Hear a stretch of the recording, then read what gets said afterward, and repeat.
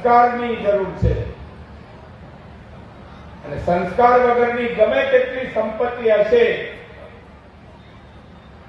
એ સંપત્તિ પરિવારને ક્યારેય સુખી નહીં કરે. એ સંપત્તિથી સુખી થવાતું હોય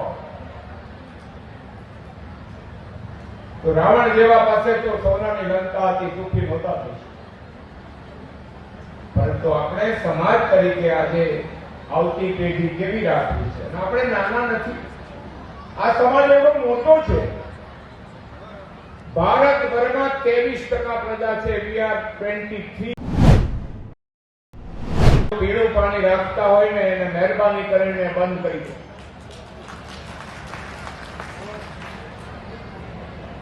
કદાચ તમને એવું લાગતું છે તમે 21મી સદીમાં ગયા, પણ એ દીકરીને પૂછી જુઓ, એના પત્નીને પૂછી જુઓ, એની દીકરી નાનકડીને પૂછી જુઓ, આનાથી પરિણામ શું આવે છે. અને એટલા માટે આપણે બધાએ સુધરી જવાની જરૂર નથી, અંદરથી સુધરવાની જરૂર છે. બહારથી સુધરવાની કોઈ આવશ્યકતા નથી. અને એટલા માટે આપણે સમાજની, અને કદાચ ખોટું લાગે તો ભલે લાગે, સમાજના અહીંયા બેઠેલા આગેવાનો જો સમાજમાં આપણે પરિવર્તન ના કરી શકીએ તો we have no right to be a leader.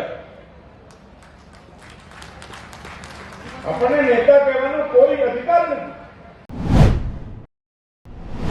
દીકરાઓ અને નોકરી માટે નહીં, જેટલાને મળતી છે છેલ્લા 3 વર્ષમાં 4000 દીકરા દીકરીઓને ક્લાસ 1, 2, 3 માં સરકારમાં મોકલા છે. આપણી સંસ્થા 4000.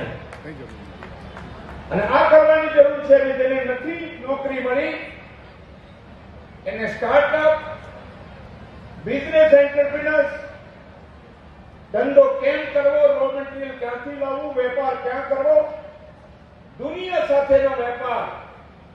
હમણાં આપણે ગ્લોબલ પાટીદાર સમિટ કર્યું હતું ગંગજીભાઈના ટીમે.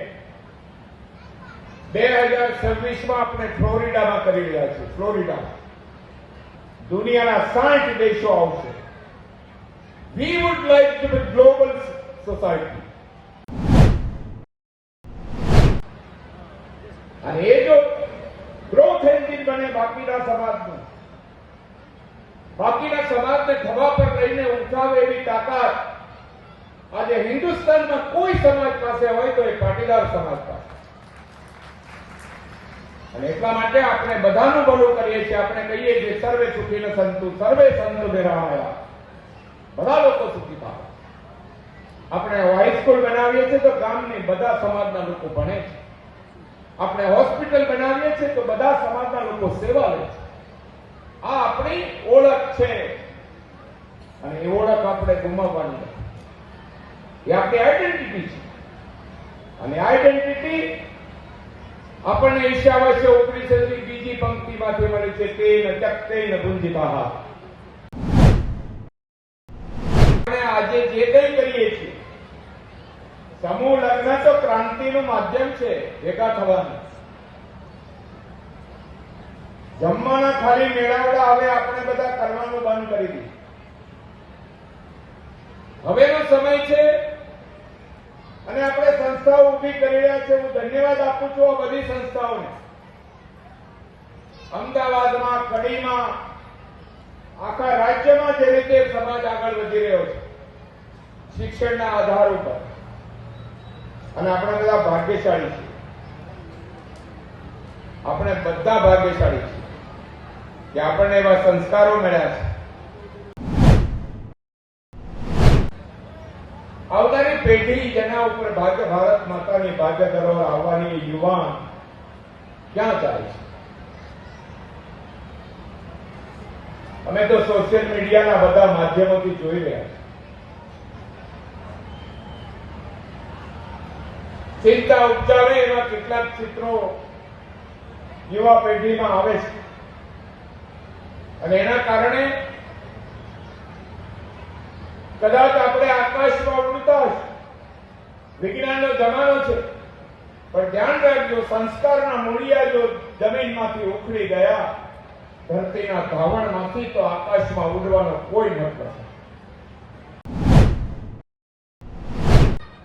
એના અમે બાળકો છીએ. એ કોમોડિટી નથી. અને આજે નહીં યાદ આવે, એ આવનારા 20-25 વર્ષ પછી યાદ આવશે. કારણ કે આજે 145 કરોડની વસ્તી છે, છતાંય આપણે 40 લાખ ટન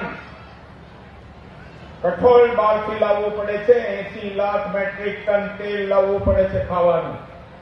અને 2060માં ભારતની વસ્તી થવાની છે 250 કરોડ. અનાજના દાણા કોઈ કારખાનામાંથી આવવાના નથી. અને એટલા માટે આપણે બધાએ આવતા દિવસોને ધ્યાનમાં રાખીને સમાજે ખેતીને સાચવી રાખજો. ના પાકે તો ભલે એના બાવળ ઉગે, જરૂર ના હોય તો કાઢતા નહીં. અને મહેરબાની કરીને આપણે બધાએ હવે પ્રણ લેવું પડે કે સંસ્કારની જે ખોટ પડવા માંડી છે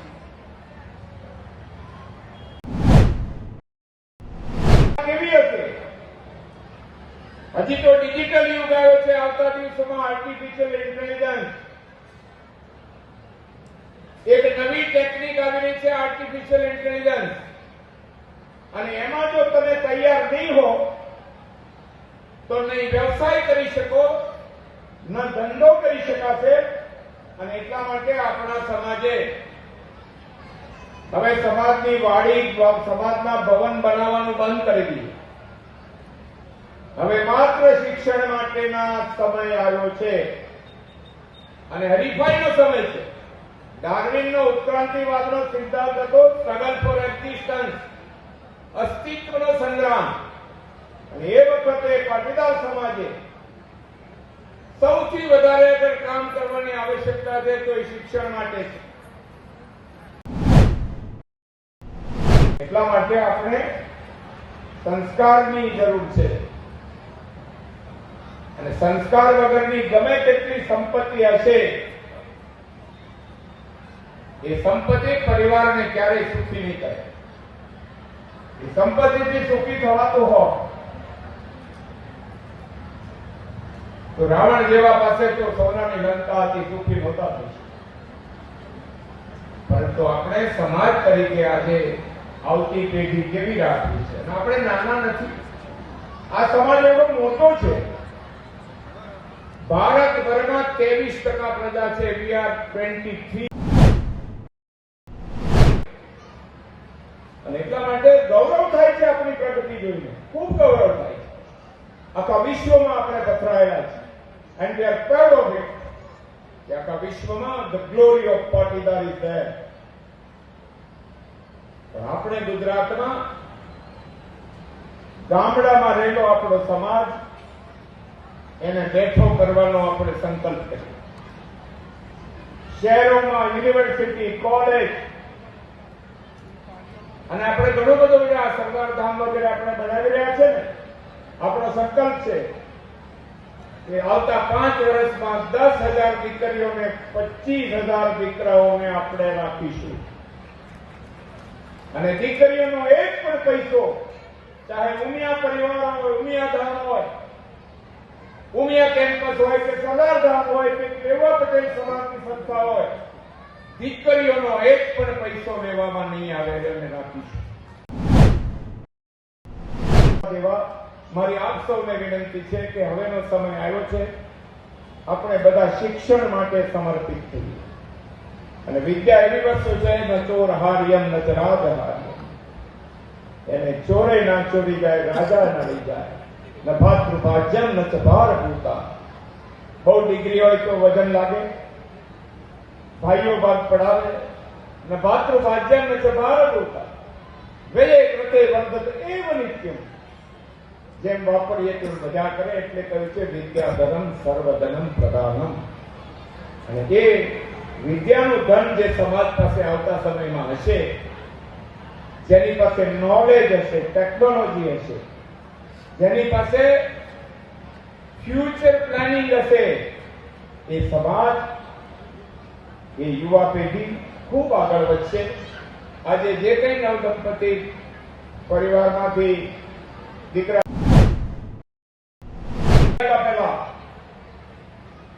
પાટીદાર સમાજે જ્યારે શરૂઆત કરી આ સમૂહ લગ્નની, ત્યારે એની પાછળનો ભાવ માત્ર લગ્ન કરવા એટલો નહોતો. સમાજને આવતીકાલ કેવી સ્થિતિમાં લઈ જવો છે એના બીજ આમાંથી રોપાયા હતા. અને એના કારણે આજે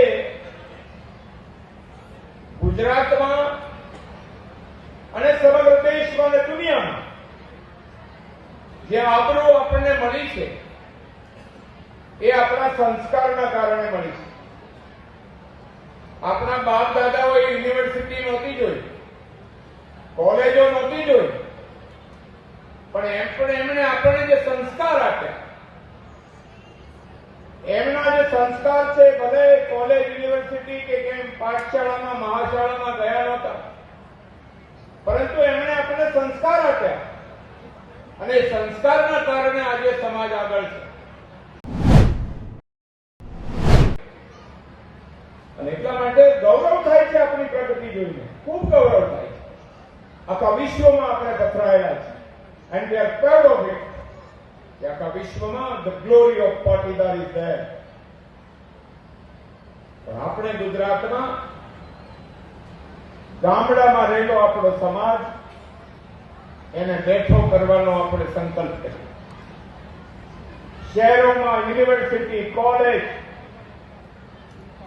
અને આપણે ઘણું બધું આ સરદાર ધામ વગેરે આપણે બનાવી રહ્યા છે ને, આપણો સંકલ્પ છે કે આવતા 5 વર્ષમાં 10,000 દીકરીઓને 25,000 દીકરાઓને આપણે રાખીશું. અને દીકરીઓનો એક પણ પૈસો, ચાહે ઉમિયા પરિવાર હોય, ઉમિયા ધામ હોય, ઉમિયા કેમ્પસ હોય કે સરદાર ધામ હોય કે રેવા પટેલ સમાજની સંસ્થા હોય, દીકરીઓનો એક પણ પૈસો લેવામાં નહીં આવે અને રાખીશું.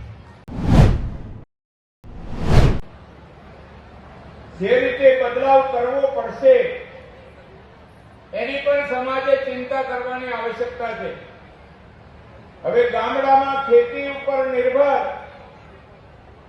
રહી શકાય એવી સ્થિતિ રહી નથી. અને સામાજિક પરિસ્થિતિ પણ એવી છે, ગામડામાં કોઈ દીકરી દેવા તૈયાર નથી. આ સામાજિક સ્થિતિ છે. આમાંથી બહાર કાઢવાનો રસ્તો કયો? ક્યાં જશે આ બધા યુવાનો? ક્યાં જશે આ બધી દીકરીઓ? અને એના માટે આવનારા સમયમાં જે કંઈ કરવું પડે એ શિક્ષણ માટે કરો. એટલે શિક્ષણ માત્ર નોકરી મેળવવા માટે નહીં. 500 જગ્યા હશે ને 5 લાખ અરજીઓ આવશે. પોતાના પગ ઉપર ઉભા રહીને કટ્ટાર માથે જીવી શકે આવતી પેઢી, એક પટેલ સમાજે આજથી વિચારવાની આવશ્યકતા છે.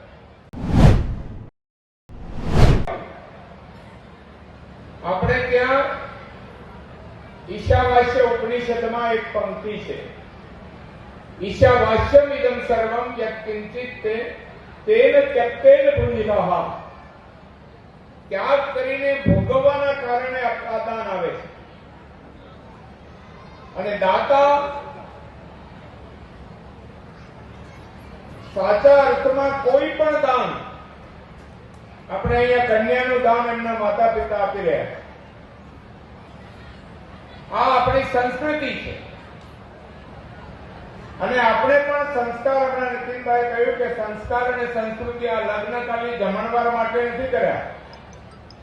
સમૂહ લગ્ન માટે માત્ર જમણવાર કરવો, જમીને નીકળી જવું એના માટે નથી. આ એક સામાજિક ક્રાંતિ હતી. If you plant for a year, then you go the seed. એક વર્ષનું પ્લાનિંગ કરવું હોય, અનાજના દાણા વાવો, વર્ષ નીકળી જાય. When you plant for a decade, દસકાનું પ્લાનિંગ કર્યું હોય 10 વર્ષનું, then you plant a tree. એક ઝાડ લગાવો, 10 વર્ષે ફળ આવશે. But when you plant for a century, સદીનું જો આયોજન કરવું હોય, then you educate a person. એક માણસને ભણાવો, સદી એની સુધરી જાય. સાહેબ, ગોરધનભાઈ ઝડફિયાજીએ જે નિવેદન આપ્યું છે એ એક પટેલના કાર્યક્રમના મંચ ઉપરથી આપ્યું છે અને એક પટેલ આગેવાન તરીકે આપ્યું છે. એટલે એમનું નિવેદનમાં જે કાંઈ કહેવામાં આવ્યું છે એને ઇનકાર કરી શકાય તેમ નથી. અને એને આડકતરી રીતે સમાજના દીકરાઓને ચેતવ્યા છે કે ભાઈ આ તમે બંધ કરો. એટલે સમાજના દીકરાને જાગૃત કરવાનું કામ કર્યું છે તે આવકાર્ય છે. પરંતુ આ જવાબદારી માત્ર સમાજની છે તો ના, આ જવાબદારી છે તે કલેક્ટિવ જવાબદારી છે, સહિયારી જવાબદારી છે. સમાજ, સંતાનોના વાલી અને પ્રશાસન આ બધાએ સંયુક્ત રીતે કામ કરશે તો આ દૂષણને ડામવામાં આપણે સફળ રહેશું. જવાબદારીઓને એકબીજા ઉપર ઢોળવાથી આ દૂષણ ડામી શકાશે નહીં. દીકરાઓને સમજાવવાની, એજ્યુકેટ કરવાની જવાબદારી છે એ માવતરોની છે. એની ઉપર દેખરેખ રાખવાની જવાબદારી છે એ માવતરોની છે. સમાજના દીકરાઓને આ અંગેનું શિક્ષણ આપવું એની જવાબદારી સમાજની છે. અને આમ છતાં સમાજના દીકરાઓ જો આમાં પાછા ન વળે તો એની ઉપરની કાર્યવાહી કરવાની જવાબદારી પ્રશાસનની છે. આપ જાણો છો કે પોલીસ તંત્ર પાસે બુટલેગરોના લિસ્ટ હોય છે. ક્યાં કેટલો દારૂ વેચાય છે, ક્યાંથી ખપત આવે છે, બધી ખબર છે. તેમ છતાં માત્ર દારૂ પીધેલો પર કેસ કરી અને દારૂબંધીની અમલવારી કરવામાં આવી રહી છે તેવું દર્શાવવું તે ગેરવ્યાજબી છે.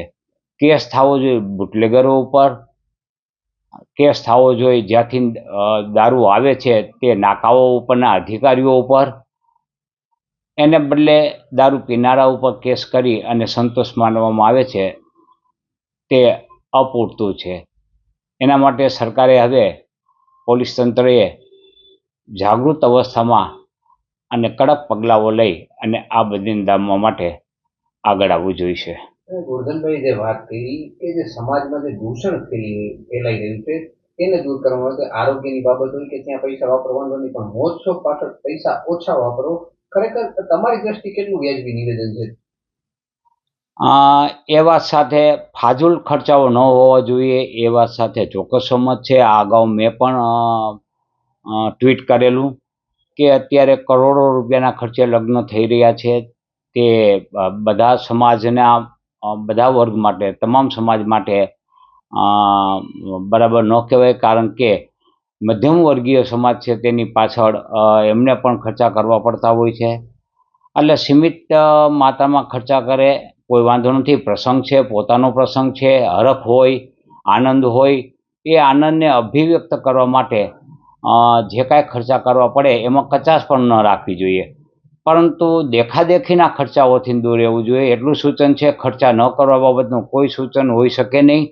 કારણ કે બધાને એક જ પ્રસંગ હોય, બે પ્રસંગ હોય, ત્રણ પ્રસંગ હોય તો જીવનના અમૂલ્ય પ્રસંગોને ઉજવવા માટે સ્વતંત્ર હોય છે અને એને ઉજવણી કરવી જોઈએ. તમે જે દેખાદેખીની વાત કરી તો એને કઈ રીતે મૂલવો છો તમે? દેખાદેખી દેખાદેખી એટલે કે મેં પ્રસંગ કર્યો, મારી પાસે કેપેસિટી છે, મારી પાસે પૂરતી આવક છે અને મેં પ્રસંગ કર્યો. પણ મારા એક બીજા પરિચિત છે, એની પાસે પૂરતી આવક નથી, એની પાસે કોઈ મિલકતો નથી અને ઓછી ઉધારા કરીને અથવા તો વીઘો વેચીને પ્રસંગો ઉજવે છે. તો એવા પ્રસંગો ઉજવવા ન જોઈએ. ત્યારે પોતે પછડી પ્રમાણે સોર તાણીને આ પ્રસંગોને ઉજવવા જોઈએ. સાથે સાથે વાત કરીએ જે ગોરધનભાઈ વાત કરી થોડા દિવસ પહેલા એક બહેને પીએસઆઈ બહેને વાત કરી હતી જે દૂષણની વાત છે, કોઈ પાટીદાર સમાજમાં વધ્યું છે એવું આપ માનો છો? નહીં, દૂષણ અત્ર તત્ર ને સર્વત્ર છે. દૂષણ માત્ર પાટીદાર સમાજમાં હોય એવું નથી. હા, એટલું ચોક્કસ કહી શકાય કે અમુક જ્ઞાતિમાં નહિવત દૂષણ છે તો અમુક જ્ઞાતિમાં પટેલોથી પણ વધુ દૂષણ છે. એટલે આ દૂષણ માત્ર પટેલોમાં છે એવું કેવું અસ્થાને છે. જે મહિલા સુરતના મહિલા પીએસઆઈ છે એને જે નિવેદન કર્યું એના વિસ્તારની અંદર પટેલોની વસ્તી વધારે છે એટલે ત્યાં પટેલો પીતા પકડાય એ સ્વાભાવિક છે. પણ એમને જે નિવેદન કર્યું એ સરકારી દરજ્જે નથી કર્યું, પીઆઈ દરજ્જે નથી કર્યું. એને જે નિવેદન કર્યું છે એ એક પટેલ સમાજના મંચ ઉપરથી કર્યું છે અને એ પટેલ સમાજ પણ યુવાનોને જાગૃત કરવાનું કામ કરી રહ્યો છે. એ માટેથી એને નિવેદન કર્યું છે. એટલે એ નિવેદન યોગ્ય નથી તેમ કહી શકાય નહીં. હમણાં તમે જોયું છે કે ઉર્વશીબેને ટકોર કરી, એ પોતે અધિકારી હતા. એ સિવાય સમાજના કેટલાય ફંક્શનમાં અમે એસપીજી દ્વારા જઈએ છીએ ત્યારે આગેવાન તરીકે હું પણ સલાહ આપું છું કે અત્યારે યુવાનોને કોઈ પણ સંજોગોમાં મહેનત કર્યા વગરની અથવા મહેનતવાળી કે જમીન વેચીને તમે મિલકત ના આપો, પૈસા ના આપો, તમે ફક્ત સંસ્કારનું સિંચન કરો તો જ તમારી મિલકત અને તમારી આબરૂ સચવાઈ રહેશે. અત્યારના યુવાનો, જ્યારે અમે યુવાનોને ગામમાં વ્યસનમુક્ત કરવા માટે જઈએ છીએ, સમાજની દીકરીઓ બચાવવા માટે જઈએ છીએ, ત્યારે યુવાનો કે દીકરીઓને આ બાબતમાં કોઈ રસ જ હોતો નથી. દીકરીઓ એવી સમજી બેઠી છે કે ગામડાના યુવાનમાં સાથે લગ્ન ના કરું, કોઈ પીઆર હોય કે કરોડપતિ હોય કે ગવર્મેન્ટવાળો નોકરીવાળો તો જ હું લગ્ન કરું. એટલે ગામડાના યુવાનો માટે તો ખાસ ચિંતાની વિષય છે. મા બાપને પણ ચિંતાનો વિષય છે કે ગામડાના યુવાન સામે કોઈ જોવાવાળું જ રહ્યું નથી. એટલે સાહેબની વાત સાથે હું સહમત છું, કારણ કે સાહેબ વિદ્વાન છે, આટલા બધા અનુભવી છે, રાજકીય માણસ છે, પીઢ અનુભવી છે. તો એમની વાત સાથે હું સહમત છું કે અત્યારના યુવાનોને તમે તમારી મિલકત વેચીને ના કશું કરો. જેને કરવું હોય એને સારા સંસ્કાર આપીને ભણાવો, વિદ્વાન બનાવો, મહેનતું ધંધો બિઝનેસમાં સેટ કરો. ગામની અંદર વધુ પૈસા હોય તમારી જોડે તો ગામની અંદર લાઇબ્રેરી બનાવો, તમારા વિસ્તારમાં લાઇબ્રેરી બનાવો. એ રીતે ભણાવી ગણાવીને વિદ્વાન બનાવી સરકારી નોકરી અથવા બિઝનેસમાં મજબૂત કરી અને જો તમારા બાળકોને તમે આગળ વધારશો તો ચોક્કસ સારું પરિણામ મળશે. બાકી અત્યારે જેમ ઉર્વશીબેને વાત કરી એમ મોટા ભાગના યુવાનો અત્યારે વ્યસન પાછળ વળી ગયા છે અને દીકરીઓ ગામડાથી શહેર અને શહેરમાંથી વિદેશમાં ભણતા યુવાનોની જ પસંદગી કરી રહી છે. તો ગામના યુવાનો પણ સમયાંતરે એમને પણ દીકરી મેળવવી ઘણી મુશ્કેલ થઈ રહી છે. જો બહુ આવી પડ્યું અને પેટ માટે વેચવાની હોય તો ગાડત બધું વેચી મારવું પડે, દાગીના જમીન બધું. પણ તમે ફક્ત શહેરની આજુબાજુ રહેતા હોય અને તમારી જમીન કરોડો રૂપિયામાં વેચાતી હોય તો એ કરોડો રૂપિયા જ્યારે તમારી જોડે આવશે તો તમારા દીકરાને એવું લાગશે કે મારા બાપા જોડે તો કરોડો રૂપિયા આવ્યા છે, મારા શું કામ નોકરી કે ધંધો કરવો પડે. તો શહેર આજુબાજુના તમામ ગામો માટે અને ખરેખર જે માતા પિતા જમીન વેચી અને પોતાના છોકરાને બધી મિલકત આપે છે ને એમાંથી 80% દીકરાઓ કોઈ કામ ધંધો કે નોકરી કરતા નથી. તો એ વાત સાચે પણ હું સમજ છું. બધા વ્યસનને સટ્ટા પાછળ બધા યુવાનો પોતાનો સમય બગાડે છે ને પોતાની કારકિર્દી બગાડે છે. તો માતા પિતાને પણ ચિંતાનો વિષય છે, સમાજના આગેવાનોનો પણ ચિંતાનો વિષય છે. કારણ કે તમારા ફંક્શનની અંદર આવી ચિંતાવાળો વિષય તમે લો કે ભાઈ દીકરાઓને શું કરવું પડે, કેવી રીતે નિર્વ્યસની રહે અને દીકરીઓને કઈ રીતે સારા સંસ્કારી ઘરના યુવાનો મળે. આ ચિંતા જો સમાજ કરશે તો આવનારા સમયની અંદર કોઈ તકલીફ નહીં પડે. બાકી સાહેબે કહ્યું વાતે હું સહમત છું અને આવનારા સમયની અંદર તમે મિલકત ના વેચો, સંસ્કારનું સારા સિંચન કરો અને વિદ્વાન બનાવો.